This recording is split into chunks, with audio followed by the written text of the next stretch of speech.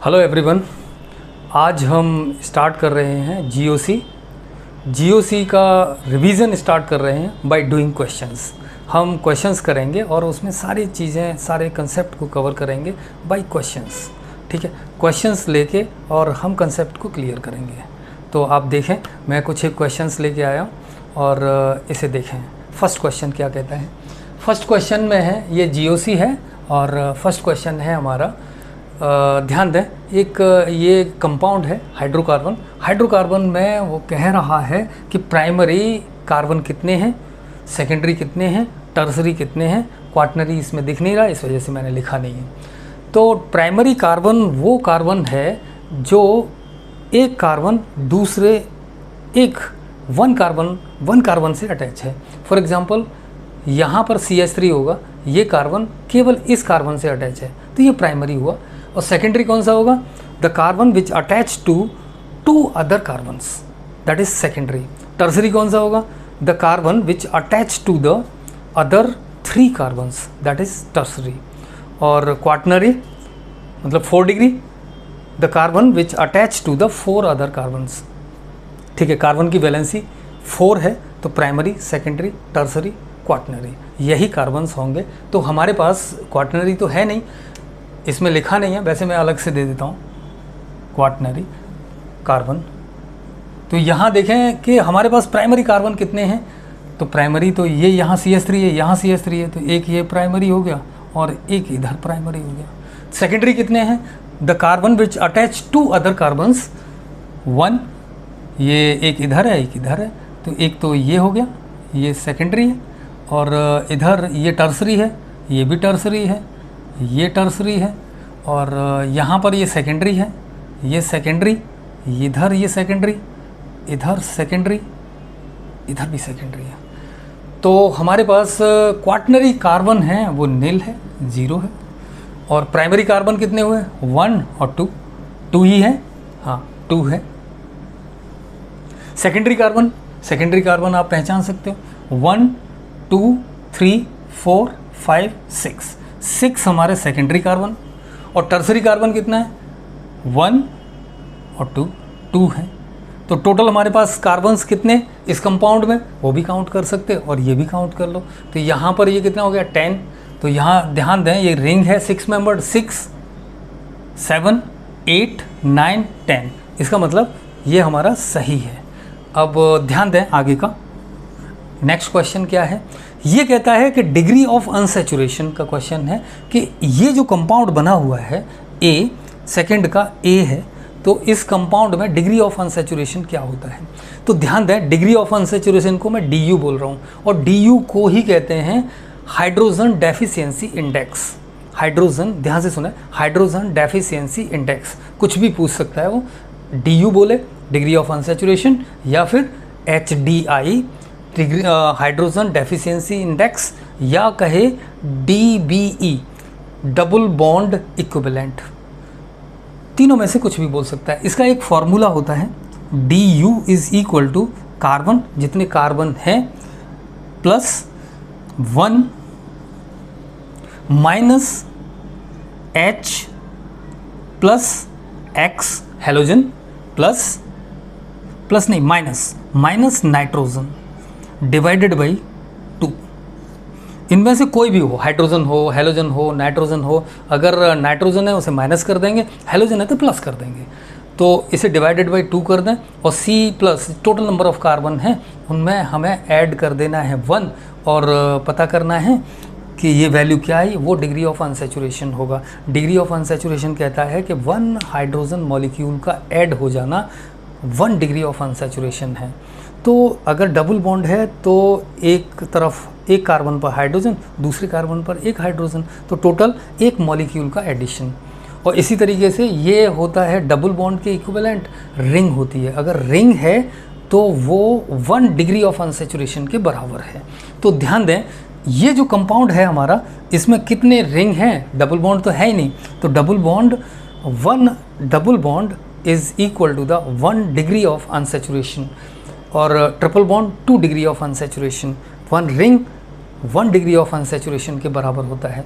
तो इसमें देखें, हम रिंग देख लें 1 2 3 4 5 6 7 रिंग है। तो डी यू कितना हो जाता है? 7 के बराबर। लेकिन हम इसे बिल्कुल एक्यूरेट नहीं मान सकते, हम इस तरीके से भी देख सकते हैं। तो यहाँ देखें, इसमें कार्बन टोटल कितने हैं? 6। और यहाँ देखो ये कितने हैं? ये भी 6 हैं। हर एक कार्बन, जो बीच वाला कार्बन की रिंग है, दैट इज साइक्लोहेक्सेन, इससे अटैच हर कॉर्नर से एक और कार्बन है। तो ये टोटल कितना हो गया? 6 और प्लस ये 6 12। और ये रिंग कितनी है? 6, और इसमें 2 कार्बन अलग रह गए। तो इसमें टोटल नंबर ऑफ कार्बन्स कितने? ये 6 और प्लस इसके साथ ये 6 और प्लस हर एक रिंग के 2 छूटे हुए हैं, तो प्लस 12। तो टोटल कितने हो गए? 24। ध्यान दें, 24 हो गए। अब देखें हाइड्रोजन कितने हैं। देखो ये हर एक कार्बन यहाँ पर, ये जो है सभी पर हर एक कार्बन 3 अदर कार्बन से अटैच है। तो सबके पास में हाइड्रोजन 1 होगा। यहाँ देखें तो जितने भी हैं, देखो इनके साथ 1 हाइड्रोजन, और यहाँ इससे जो डायरेक्टली अटैच है उसके पास 1 हाइड्रोजन। तो यहाँ टोटल ये कितने हो गए? ये 12 हो गए। ध्यान दें, ये यहाँ तक ये 6 और ये भी 6, ये सभी 6 हैं। तो ये भी एक एक हाइड्रोजन लिए हुए हैं, ठीक है। और बाकी के जो 6 रिंग्स हैं उनमें 2 कार्बन हैं जिनके पास 2 हाइड्रोजन्स हैं। तो हाइड्रोजन का नंबर कितना हो गया टोटल? ये 12 प्लस कितना है? ये 6 है। 6 मल्टीप्लाइड बाई, हर एक से 2 है, 6 मल्टीप्लाइड बाई 4, तो ये कितना हो गया? 24। टोटल हाइड्रोजन कितने हो गए? 36। तो ध्यान दें, डी यू कितना हो गया? D U is equal to किसके बराबर? ये है हमारा 24 प्लस 1 माइनस 36 डिवाइडेड बाई 2। तो ये कितना है? 25 माइनस 18 इज इक्वल टू कितने के बराबर? 7। तो हमारा डी यू इस कंपाउंड के लिए कितना आया? 7। और इसमें रिंग कितनी है? 7। तो डी यू दोनों तरीके से ही हम निकाल सकते हैं इस कंपाउंड के लिए। रिंग को पहचानो, 1 2 3 4 5 6 और 7। तो टोटल हमारा डी यू कितना आ रहा है? 7। ध्यान दें, ये इस तरीके से हम कैलकुलेट कर लेंगे। अब हमारे पास है क्यूबेन, है ना, क्यूब की लाइक स्ट्रक्चर। तो इसमें टोटल नंबर ऑफ कार्बन्स देखिए कितने हैं? 8। हर एक कार्बन किससे अटैच है? एक हाइड्रोजन से।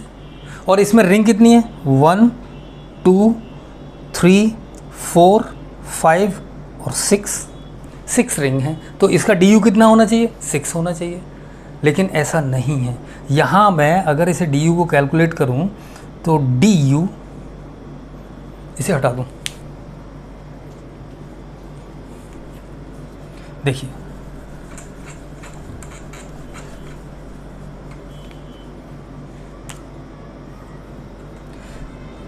D U is equal to total number of carbon कितने हैं? 8 प्लस 1। फॉर्मूले से, ये फॉर्मूले से हमने लिया और इसे माइनस कर दिया। हाइड्रोजन कितने हैं? हर एक से हाइड्रोजन 1 अटैच है, हर कार्बन से, बोलो। तो ये हमारे पास कितना आ गया?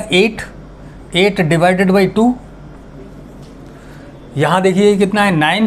9 माइनस 4, तो डी यू कितना हो गया? 5। इसमें रिंग आपको दिख रही हैं 6, लेकिन एग्जैक्टली डी यू कितना है? 5। तो आपको फॉर्मूले की हेल्प लेनी पड़ेगी, ठीक है। ये क्यूबेन है, हाइड्रोकार्बन है। ये समझ में आया? आगे का देखें। यहाँ ये कहता है the number of functional groups. ध्यान दें, थर्ड क्वेश्चन में कह रहा है कि नंबर ऑफ फंक्शनल ग्रुप कितने हैं। इस तरह से आपको क्वेश्चन मिलेगा। ध्यान दें, इसमें फंक्शनल ग्रुप आप समझते हो, double bond, triple bond, OH, hydroxy, alcohol, phenol, ये सभी है ना, कार्बोक्सिलिक एसिड, एमीन, अमाइड, तो समझना ये क्या है, एक फंक्शनल ग्रुप ये है, इसे बोलते हैं कार्बोक्सिलिक एसिड। अब ध्यान देना, एक फंक्शनल ग्रुप ये है अमीन, और एक फंक्शनल ग्रुप डबल बॉन्ड है। डबल बॉन्ड 3 प्लेसेस पे है, लेकिन एक को इंक्लूड करेंगे, ठीक है। अब इसके बाद एक ये है, ये NH ग्रुप है, ये अकेला अमीन नहीं है, ये क्या है, अमाइड है। ये क्या है, carboxylic group, carboxylic acid group है। ये अमीन है, ये अमाइड है, ये डबल बॉन्ड है, और यहाँ से देखना ये नाइट्रोजन 3 अदर कार्बन से अटैच है, तो ये टर्सरी है, टर्सरी एमीन, तो it is also a functional group. तो यहाँ फंक्शनल ग्रुप कितने हो गए, 1 2 3 4 5। हम इसे और इंक्लूड नहीं करेंगे, एक बार इसको कर लिए तो इन्हें नहीं, इन्हें भी नहीं, एक को एक बार ही इंक्लूड करेंगे। तो यहाँ टोटल फंक्शनल ग्रुप्स, इसमें फंक्शनल ग्रुप कितने, 1 2 3 4 5 हैं। ध्यान दें, इस तरह से आपको क्वेश्चन पूछे जा सकते हैं, ठीक है। नेक्स्ट देखें, अब ये कहता है 4th क्वेश्चन है हमारा कि होमोलोगस सीरीज से लिया गया है और पूछ रहा है होमोलोगस पेयर कितने हैं, इनमें जो 4 दिए हुए हैं उनमें से होमोलोगस पेयर कौन सा है, कौन से हैं। तो देखें, होमोलोगस सीरीज का मतलब होता है, होमोलोगस सीरीज, इसमें क्या होगा, फर्स्ट समझिए, सेम फंक्शनल ग्रुप,